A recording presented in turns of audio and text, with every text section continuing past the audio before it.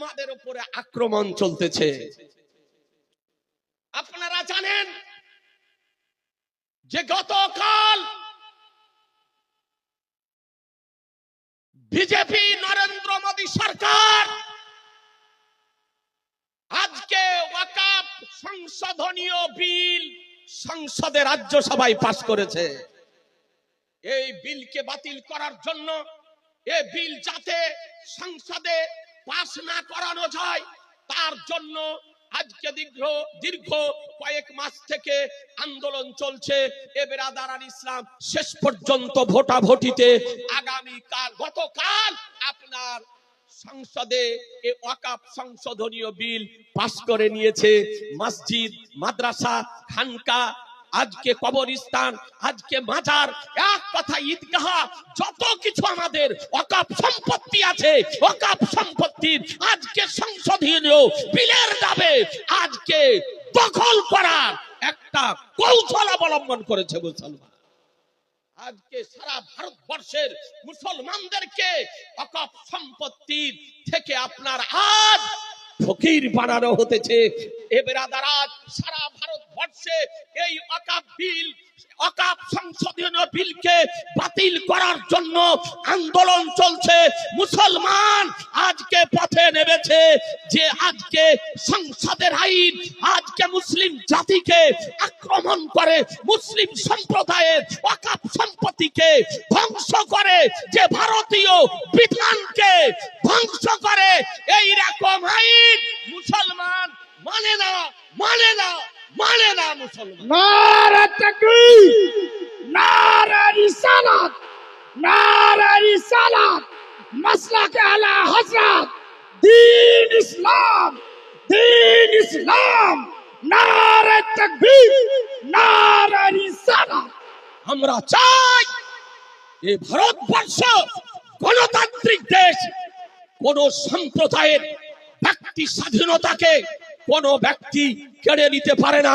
ভারতবর্ষ কারো বাবার পৈতৃক সম্পত্তি নেই, যে ভারতবর্ষ কারো বাবার পৈতৃক সম্পত্তি নয়, যে ভারতবর্ষের মাটিকে স্বাধীন করার জন্য হিন্দু, মুসলমান, জৈন, খ্রিস্টান প্রাণ দিয়েছে। বেরাদার, আজও ইন্ডিয়ান গেটে শব্দ অক্ষরে নাম লিপিবদ্ধ করা রয়েছে।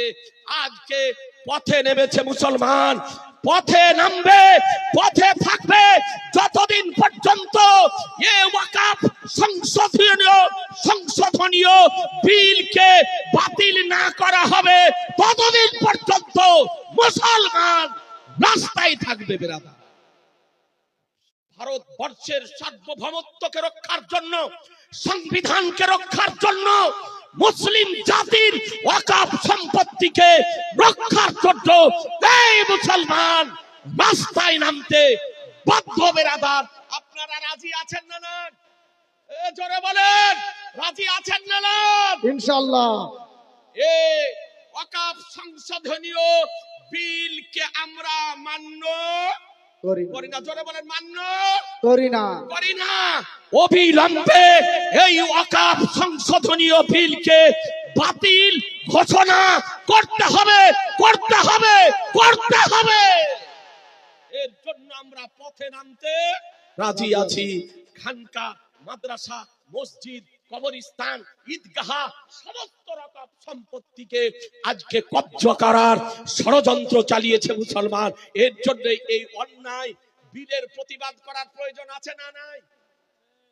কবরস্থানের সম্পত্তি, ঈদগাহের সম্পত্তি, আজকে মাজারের সম্পত্তি, মসজিদের সম্পত্তি, মাদ্রাসার সম্পত্তিকে আপনারা রক্ষা করতে চান না? চান না? জোরে বলেন, চান? আজকে যদি চান তবে রক্ষা করতে হলে এই আইনকে আপনার বাতিল ঘোষণা করাতে হবে। আর আইনকে বাতিল ঘোষণা করাতে হলে ওই পাঞ্জাবের কৃষকদের মতো আমাদেরকে রাস্তায় নামতে হবে মুসলমান।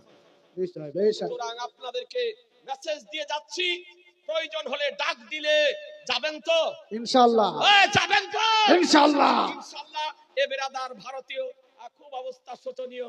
আর কিছু পাগল বেরিয়েছে আপনার, পশ্চিমবঙ্গে এই পাগলের কোনো কাজ নাই। হিন্দু আর মুসলমান, হিন্দু আর মুসলমান, হিন্দু আর মুসলমান, পাগল খেপে গিয়েছে। জি, পাগলদের নাম বলতে চাইছি না। ও জাতি দাঙ্গা লাগিয়ে, সাম্প্রদায়িক দাঙ্গা লাগিয়ে ক্ষমতাতে আসতে চাইছে, কিন্তু পশ্চিমবঙ্গের মানুষ অত বোকা নয়, পাগল নয়। এই রকম সাম্প্রদায়িক যারা বিভাজন তৈরি করে, জাতি দাঙ্গা যারা বাধায়, এই রকম ব্যক্তিদেরকে কোনদিন পশ্চিমবঙ্গে রাষ্ট্রীয় ক্ষমতাতে বসাবে না, বসাবে না, বসাবে না। জি, এর জন্য আমাদেরকে সচেতন হতে হবে। কোন ব্যক্তির এই রকম ফাঁদে আপনারা কেউ পা দেবেন না। সাম্প্রদায়িক দাঙ্গার ফাঁদে কেউ পা দেবেন না। জাতি বিভাজনের দাঙ্গায় কেউ আপনারা পা দেবেন না। হিন্দু মুসলিম আজকে বিভাজনের রাজনীতিতে আপনারা কেউ পা দেবেন না, বলুন ইনশাআল্লাহ। ইনশাআল্লাহ। বেরাদার আর ইসলাম, যা হোক আপনার সময় আর নষ্ট করছি না। যদি মিটিং ডাকা হয় অবশ্যই আপনারা যাবেন। আজ আপনাদেরকে জানিয়ে দিলাম, আলহামদুলিল্লাহ।